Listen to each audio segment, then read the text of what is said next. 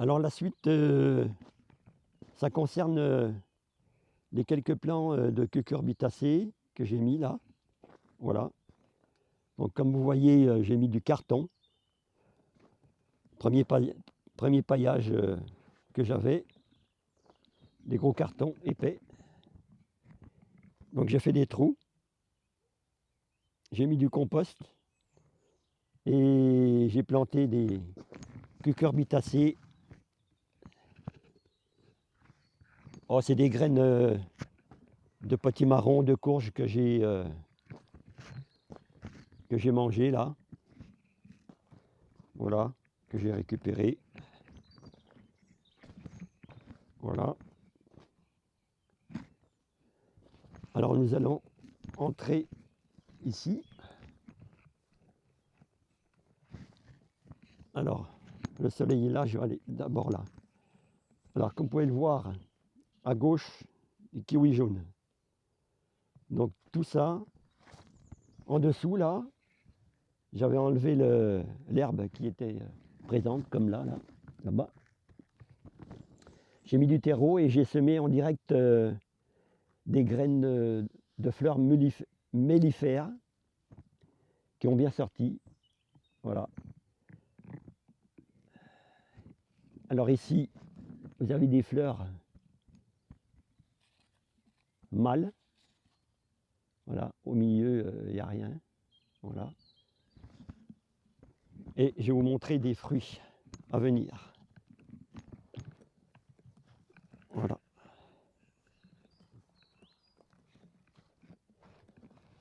Alors, il se cache. Voilà. Je vais vous montrer les premiers kiwis qu'on va avoir. Voilà. Alors c'est une variété jaune, la variété Sorelli. Voilà.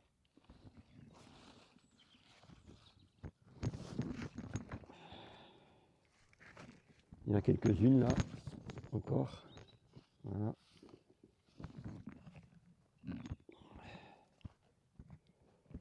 Voilà, c'est une liane qui pousse vigoureusement chaque année.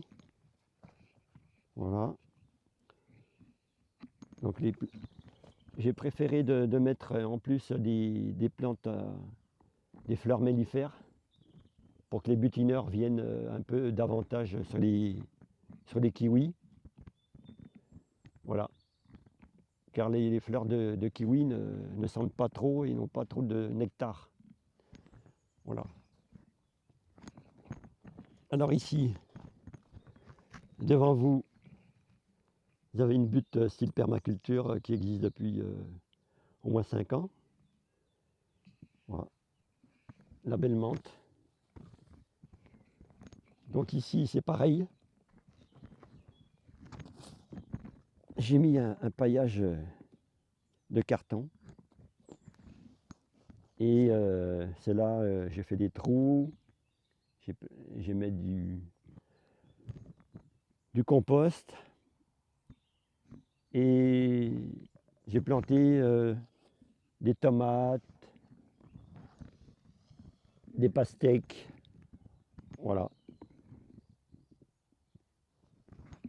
Et voilà.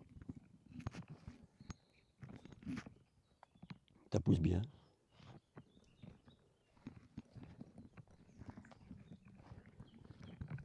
Alors ici, je vais me mettre plutôt là. Donc ici, vous avez la liane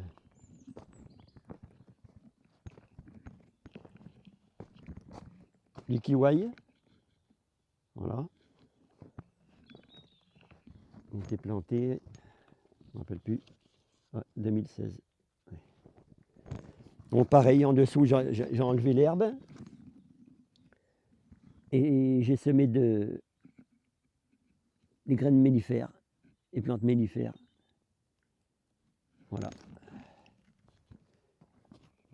Et je pense qu'on va goûter les premiers kiwis aussi. Alors j'en ai vu, je vais vous montrer un peu. Si je les retrouve. Ah oui, voilà. Voilà. Alors. Voilà. Ça se présente comme ça. Là, ils sont une petite olive, là. Voilà. Voilà, voilà. Premier kiwi.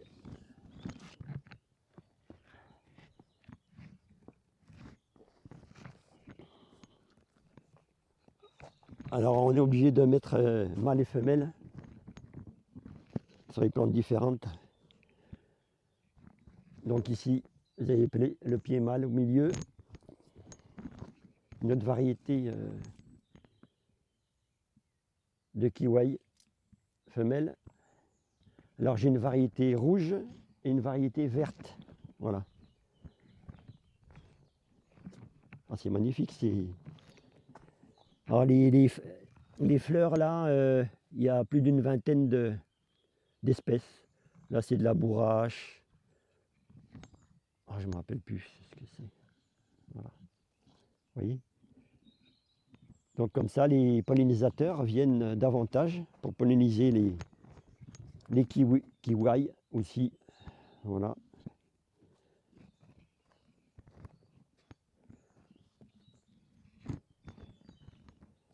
Donc c'est une liane hein, qui peut se développer facile en chaque saison, minimum 4, 6, parfois 8 mètres. Voilà. Voilà. Alors ici vous avez un physalis. Voilà. La bourrache. Magnifique fleur. Et là on revoit le cerisier.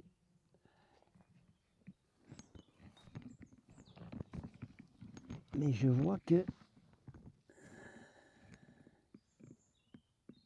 il y en a déjà, il y en a déjà qui ont été mangés. Ah bon. Ah oui. Quand ils commencent à rougir comme ça, hop, bah les oiseaux sont attirés même avec les effaroucheurs. Bon. Alors peut-être en direct là.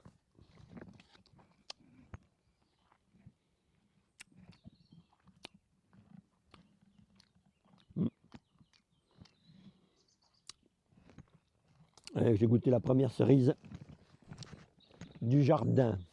Ouais, c'est pas mal. C'est pas mal. Ah oui, elle se détache.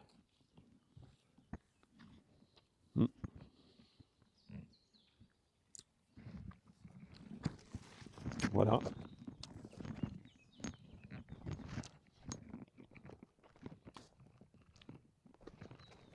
Et ce que je voulais vous montrer aussi, une expérience. Pareil. Carton assez épais. Et comme vous voyez, c'est de la vigne. Voilà. Alors,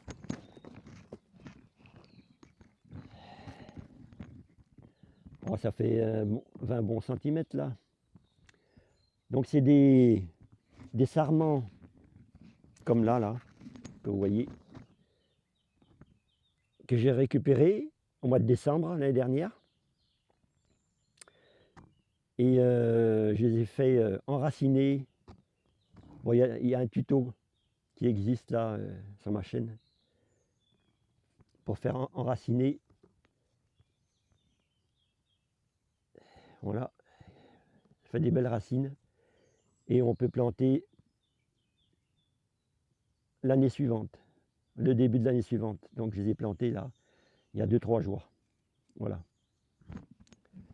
Donc c'est une variété Italia. Voilà. Que j'ai récupéré. Ça démarre bien. Donc là j'en ai une dizaine quoi à peu près. Voilà, bon j'ai mis les futurs fils de fer pour recevoir avec les tendeurs, bon, qui vont recevoir les futures charpentières. Mais ce qu'il y a, c'est que cette année, la tige principale va grandir en hauteur. Au mois de décembre, on la taille. Et l'année suivante, dès le mois de mars, sur cette tige, à chaque extrémité, ça va démarrer des branches. Et toute la saison de l'année prochaine, on les mettra sur les fils de fer là, ces futures charpentières.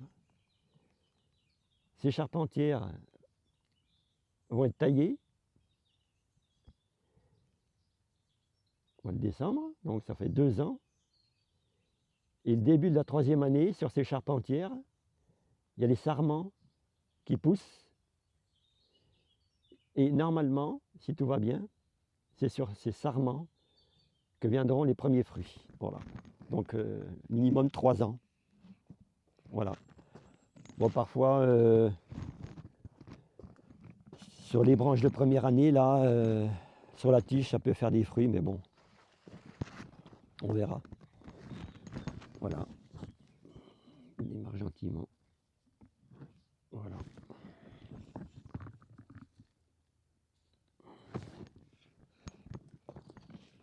Voilà, voilà. Donc le sarment. Et la tige là commence à démarrer. Voilà. Et là c'est une belle fourmilière que j'ai laissée là. Ça fait presque 40 cm. Bon ben voilà. La visite se termine. Le soleil commence à démarrer. Et je vais m'occuper de faire des petites choses sympas dans ce jardin. Voilà.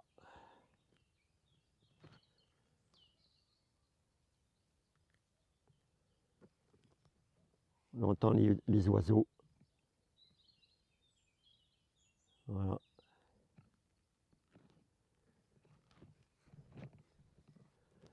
Donc, comme je vous ai dit, hein, ce jardin participatif, très écologique, avec des récoltes partagées,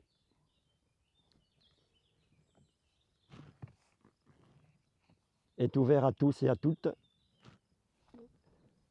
15 km de Bayonne, avec une adhésion de 10 € par an. Et on demande aux nouveaux adhérents une participation, un parrainage pour un arbre qui a été planté depuis des années. Voilà, 20 €. 20 € pour le parrainage une seule fois et 10 € par an pour bénéficier de récoltes entre les membres. Voilà.